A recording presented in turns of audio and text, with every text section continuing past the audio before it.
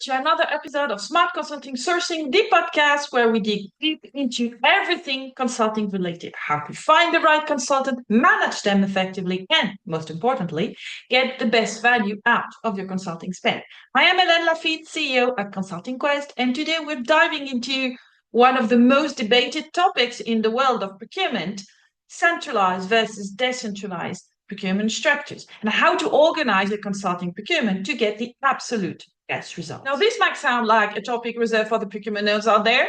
No offense, I count myself among them, but trust me, this is a conversation that can make or break how you leverage consulting in your organization. So should you centralize your consulting procurement, or is a decentralized approach more suited to your organization, or is there a sweet spot somewhere in between? Today, we're going to unpack that and help you figure out which structure makes the most sense for your company. But before we jump in, here comes the shameless plug. Don't forget to hit that subscribe button whenever you listen to our podcast and check out our YouTube channel for even more tips and insight. We're constantly dropping nuggets of wisdom on all things consulting procurement, and trust me, you don't want to miss it. All right, let's get started. So centralized versus decentralized procurement structure. So it might seem like a dry topic on the surface, but I promise you the implications are huge. Getting this decision right can mean the difference between making your consulting spend work for you or letting it run wild like a toddler on too much sugar. Why getting the right procurement structure matters? The reality is that consulting procurement is a strategic function. It's not just about finding someone to do the job. It's about making sure the job is done in a way that creates value for your organization. So how do you manage that? Well, it all comes down to the structure you choose, centralized or decentralized procurement, or maybe a hybrid of the two. So let's dig into what these structures look like and how they can impact your organization ability to get the most out of consulting. And spoiler alert, there's no one-size-fits-all answer here. But by the end of this episode, you'll have a clear idea of which approach makes the most sense for you. So, all right, let's break down the basics. Centralized versus decentralized procurement. These are two very different approaches, but those can have a big impact on how effectively you manage your consulting spend. Let's start with centralized procurement, where you basically have a single team or department that handles all the decisions around hiring consultants. They're in charge of negotiating contracts, managing relationship with consulting firms, and making sure the right consultants are brought in at the right time. So the biggest advantage here is control. When you centralize your consulting procurement, you get a bird's eye view of all consulting activity across the organization. This helps you consolidate spend, negotiate better rates, and ensure that consulting projects align with your company's overall strategy. It's hard to overstate how important it is to have a clear, comprehensive view of what's happening across departments, especially when consulting costs can run into millions. A centralized model also means consistency.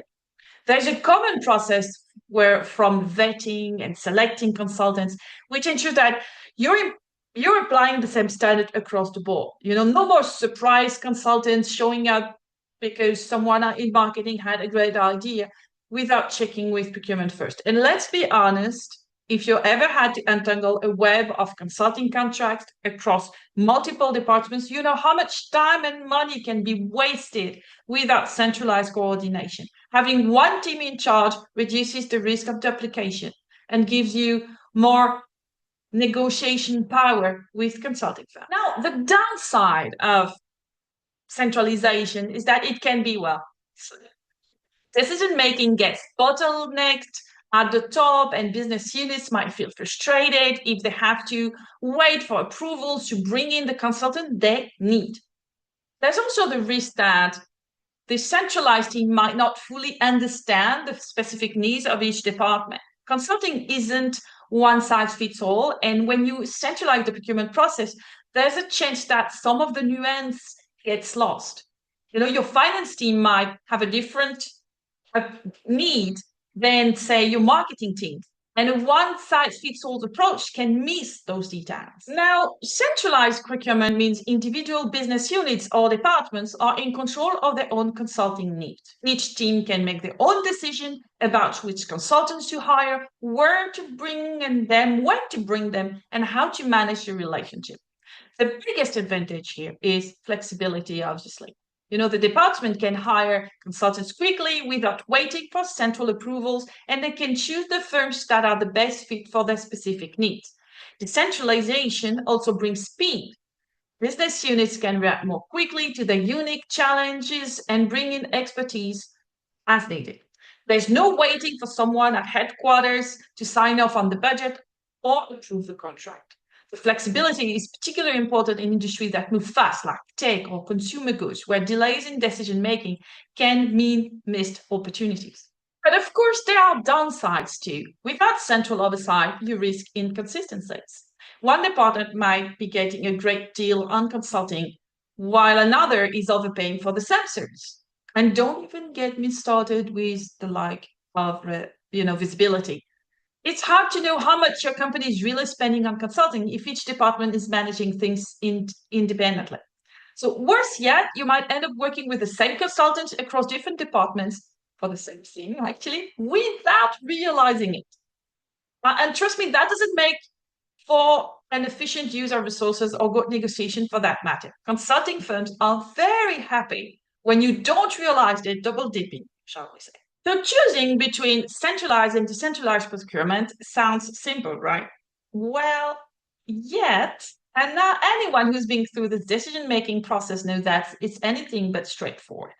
The choice impacts everything from organizational efficiency to control costs to employee satisfaction. To make this decision a little easier, let's make a quick stop at what we call a methodologies checkpoint, the congruence model by Nadler and Tushman. So this model gives us a structured way to evaluate how well the procurement structure aligns with your organizational needs. So the congruence model looks at how 4 key components work, people, culture, and structure interact and impact performance. Think of it as an organizational health check. By looking at each of these elements, we can assess which procurement structure might be the best fit. But before we dive into those 4 elements, the congruence model starts with the input stage. Here we assess the environment, the resources, and the legacy of the organization. What are they?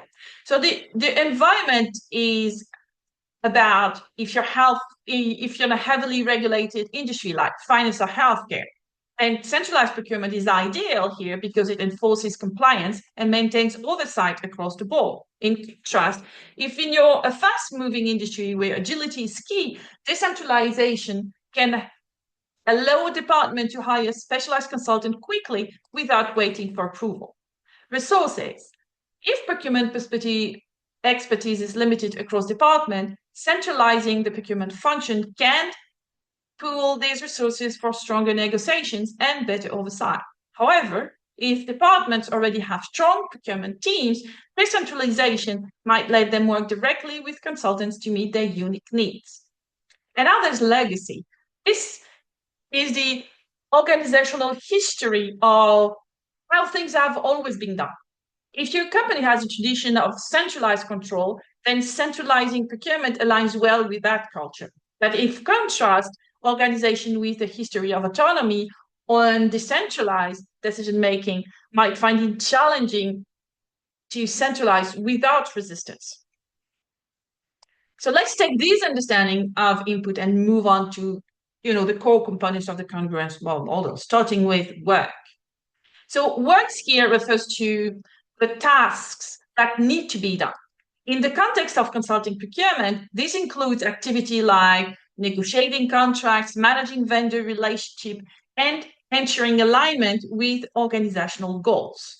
So centralized approach, the centralized team can standardize processes across the organization, ensuring that every department follows the same protocol for hiring consultant. This reduces duplication and helps negotiate better rates by consolidating spend. While in a decentralized model, individual departments or business units manage their own consulting procurement, allowing them to tailor engagement to their specific needs. This approach works well when departments require flexibility and speed, and it eliminates the bottleneck of waiting for central approval. The people component of the congruence model examines the skills, roles, and expertise of the employees involved in the procurement process. So in a centralized structure, the procurement team is specialized and dedicated solely to managing consulting contracts across the organization. This team typically has a high level of expertise in procurement, which translates into stronger negotiations and better vendor management. However, centralized teams may lack the nuanced understanding of each department's unique requirements. But in a decentralized procurement, each department manages its own procurement, drawing on team members who understand the specific needs of the area. So this approach works particularly well in organizations with strong procurement capability within departments, while local teams can make more informed and relevant choices. Now, culture. So this is a subtle but powerful factor in determining which structure fits best. Are you working within a culture that values control and uniformity, or one that prioritizes flexibility and speed? Centralization aligns well with cultures that emphasize control, consistency, compliance. Organizations with a culture of hierarchy and top-down decision-making are typically better suited to centralized procurement, where policies and procedures are uniform across the board. While decentralization fits with culture that value autonomy and flexibility. In these environments, business units are trusted to make independent decisions, and there is often an emphasis on innovation and responsiveness. This approach can foster a sense of ownership over consulting engagements and spending decisions, which can improve buying and accountability. Now, in the congruence model, the referential component on the structural system encompasses how processes and systems are set up to support work. So for a centralized procurement structure, there are standardized processes, often automated and formalized to ensure compliance and visibility. This structure provides a single point of oversight and clear, uniform guidelines across the organization, making it easier to monitor spending and identify areas for improvement. For a decentralized approach, then departments can establish their own systems and processes, which can be more responsive to their specific needs, but may also result in inconsistencies across the organization. Decentralization is great for customization, but can lack the oversight necessary for standardization and cost efficiency. And ultimately, those centralized and decentralized procurement aim to improve organizational performance by enhancing cost control, improving service quality, and aligning consulting projects with business objectives. Choice between centralization and decentralization depend on which structure best supports the desired performance outcomes for your organization. Centralized procurement drive performance through consistency, control, and visibility, which are essential in a highly regulated or cost-sensitive environment.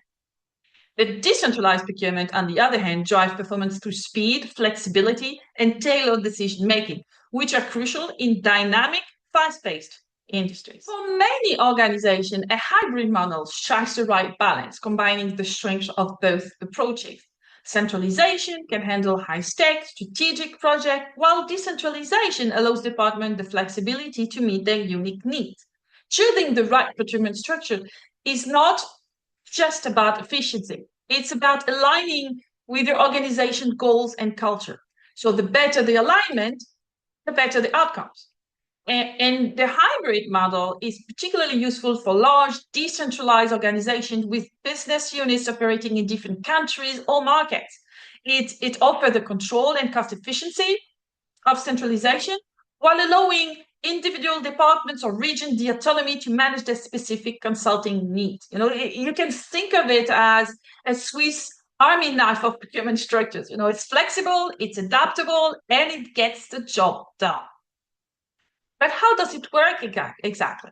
So in a hybrid model, the key is to figure out which project should be handled centrally and which one can be left to individual business units. Typically, the central procurement team handles the big ticket items, company-wide projects, strategic initiative, or anything that requires significant oversight and alignment across department. On the other hand, local teams have the freedom to manage their own consulting needs for smaller, more specialized projects that don't require a lot of oversight. This way you maintain strategic alignment and cost control on high impact projects while still giving the local team the flexibility to manage smaller, less critical consulting engagements. So why is hybrid approach so powerful? It allows you to scale your consulting procurement efficiently while still retaining agility at the local level.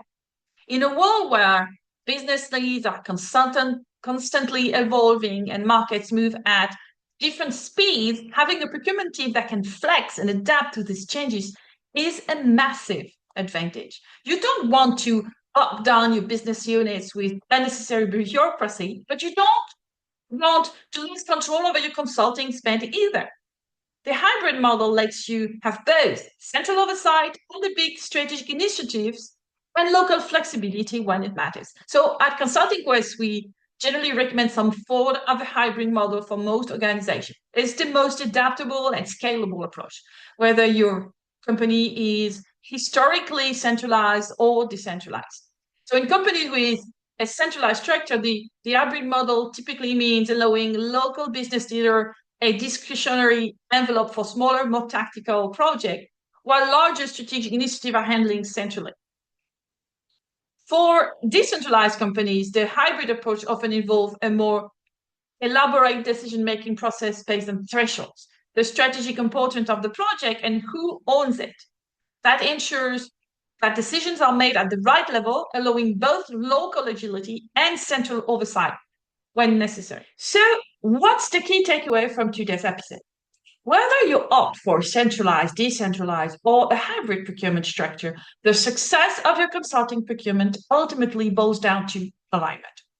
All the elements we've discussed, strategy, structure, decision-making processes, project management, and performance measurement must be aligned with your company's overall goals. At Consulting Quest, we typically recommend the hybrid model because it allows for both central oversight and local flexibility, giving you the ability to maximize value without sacrificing agility. For centralized companies, this often means granting local business leaders some discretionary control, while for decentralized companies, it requires a structured decision-making process based on thresholds and strategic importance. But no matter what model you choose, it's critical that your consulting spend is driving real value for the organization. That's why we use the congruence model to assess how well aligned your strategy, structure, processes, and culture are. And the most congruent the elements, the better your consulting procurement will perform. So in the end, it's not just about how you structure your procurement function.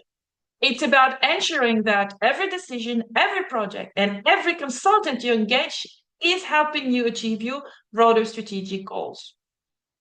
When your consulting procurement is fully aligned with the business objective, that's when you unlock the full potential of consulting as a tool for growth, efficiency, and transformation. And I'm always game for a chat if you need support aligning your consulting procurement with your strategic goals, whether you through our traditional consulting services at Consulting Quest or our digital platform consors.io. We've got the tools and expertise to help you make the most of your consulting spend. Well, so until we meet again, happy sourcing and au revoir. Thank you for tuning in to Smart Consulting Sourcing, your ultimate guide to mastering the art of utilizing, buying, and managing consulting. If you like this episode, don't forget to subscribe or leave a review. And if you need more, just connect with us for a free consultation. Let's continue the Smart Consulting Sourcing game together. And before you go, happy sourcing.